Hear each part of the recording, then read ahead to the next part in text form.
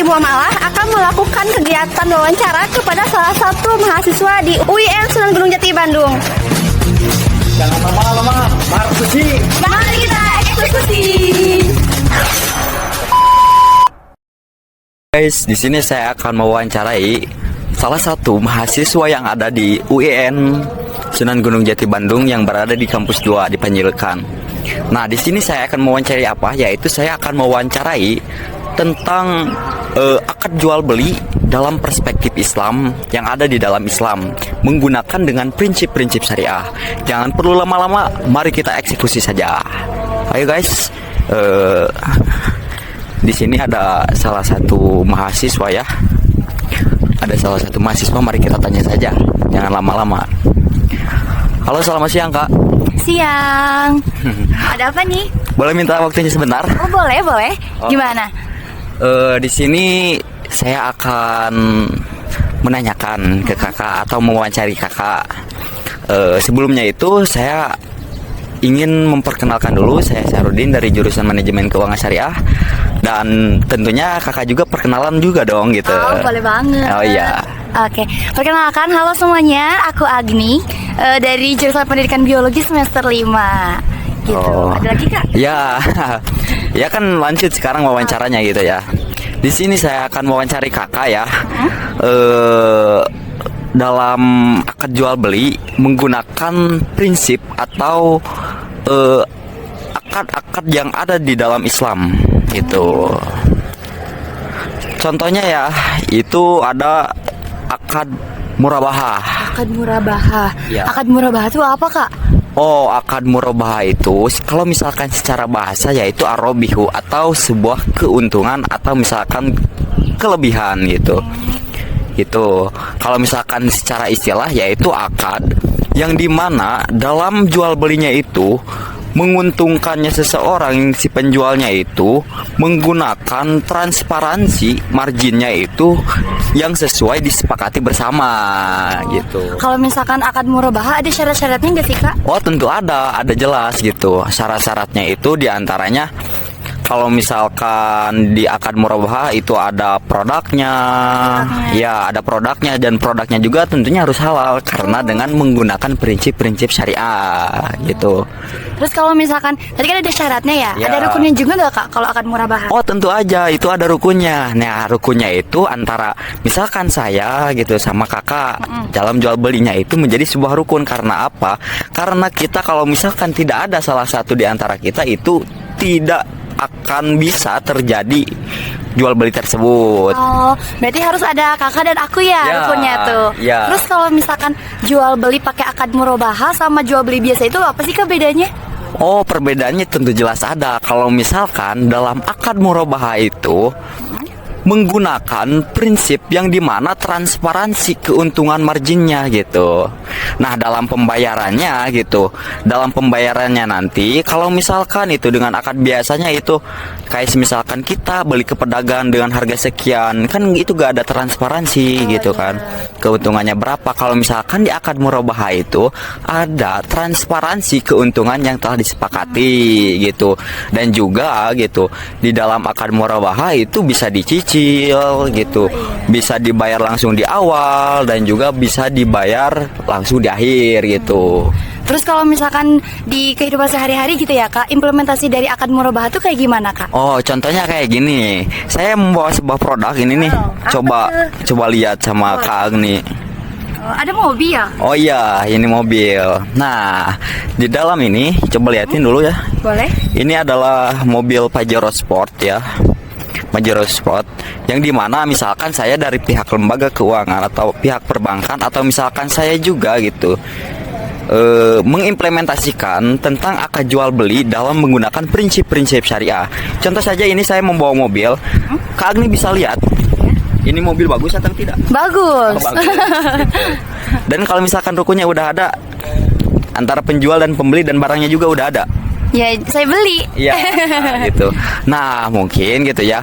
Udah ada misalkan dalam syaratnya udah terpenuhi dari dari rukunnya sudah terpenuhi. Mungkin sekarang itu dari sisi keuntungan atau sisi kedapatan yang ada di dalam akad murabahah ini gitu.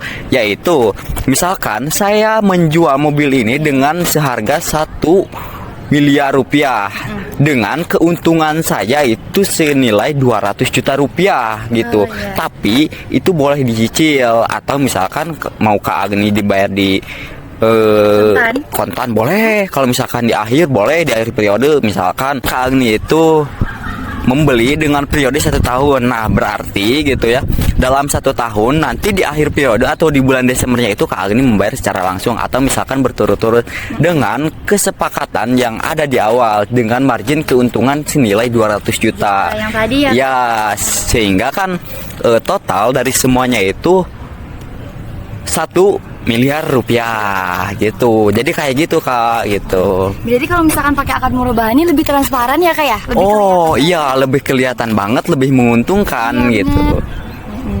gitu. Cocok sih Kak kayaknya kalau misalkan akad murabahah diimplementasikan buat sehari-hari ya Kak. Ya betul, betul sekali. Betul ya teman-teman. Akad murabahah ini akad yang dimana dalam sisi keunggulannya itu transparansi, yang dimana transparansi itu mengungguli dengan akad-akad lainnya.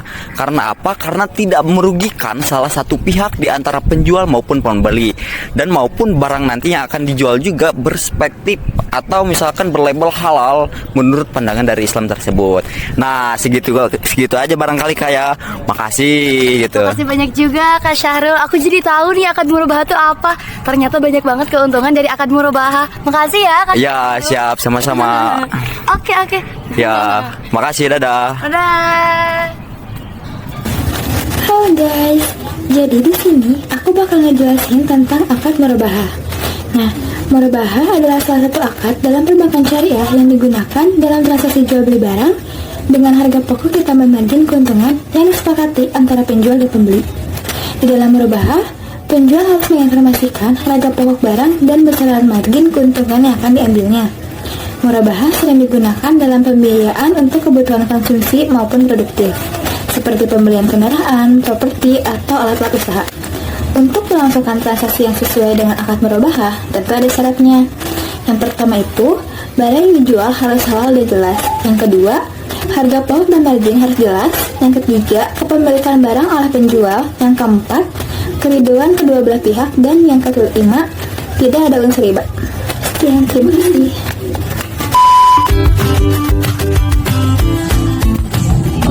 Halo Teh, boleh minta waktunya sebentar? Boleh. Oke, sebelumnya lagi sibuk gak atau ada matkul gak? Oh, enggak, lagi free teh. Oh oke, makasih ya. Sebelumnya perkenalan dulu, nama saya Ristia Yutami dari jurusan Manajemen Keuangan Syariah, Fakultas Ekonomi dan Bisnis Islam. Nah di sini boleh minta waktunya sebentar untuk mewawancarai Teteh? Boleh. Boleh. Oke, sebelumnya minta perkenalan dulu ya, nama, jurusan, sama semester berapa? Oke, perkenalin nama aku Dewi Sinta dari jurusan IAT dan Fakultas Usuluddin semester 1. Oke. Ya, nama saya Yasna dari jurusan IAT Fakultas Usuluddin semester 1. Oke, sebelumnya aku mau nanya dulu nih ke Teteh, pernah dengar gak atau pernah tahu gak apa itu khiyar? Wah, belum tahu teh. Belum tahu. Oke, saya jelasin sedikit ya mengenai khiyar. Jadi khiyar itu adalah hak pilih antara penjual dan pembeli yang mana boleh melanjutkan atau membatalkan suatu transaksi jual beli gitu. Nah, mungkin aku mau nanya nih ke Teteh ini dulu ya. Teteh pernah gak belanja di online shop gitu? Pernah teh. Oke. Terus ketika belanja di online shopnya itu melakukan pembayarannya itu COD gitu? Pernah, sering. Oke. Nah, ketika Teteh melakukan COD itu, pernah gak gitu si produknya itu pas datang itu tidak sesuai dengan apa yang ada di deskripsi atau gak real pitch lah? Sering terjadi teh.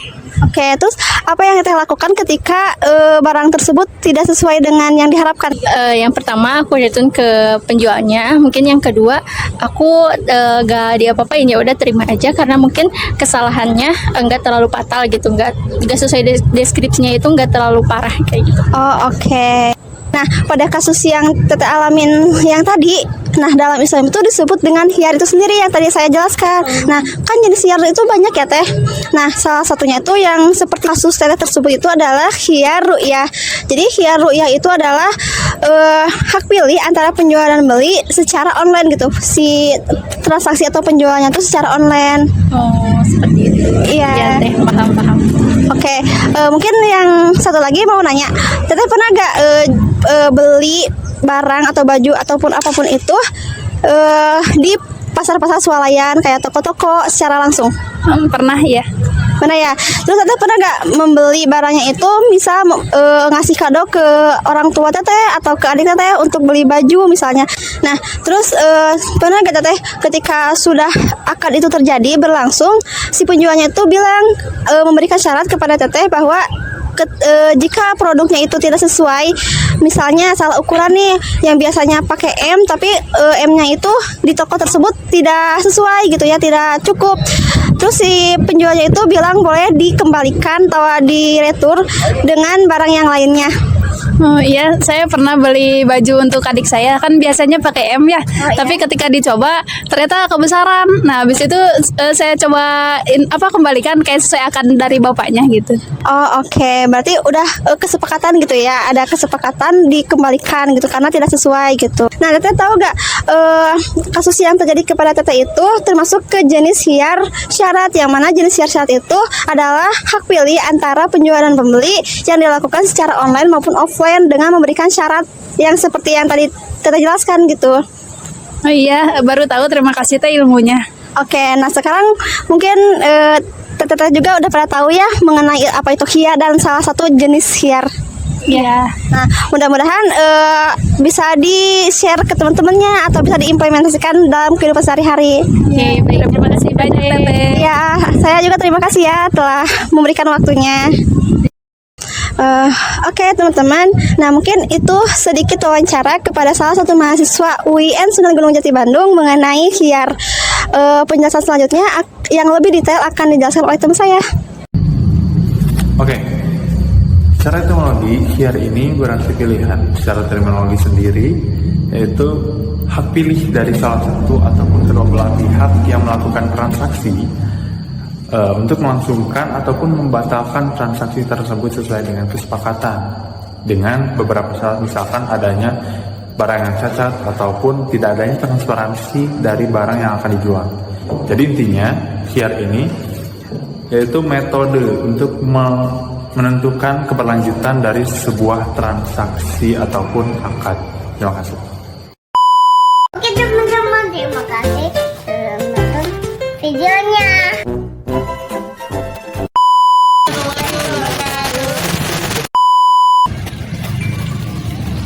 Kalau iya nak candi.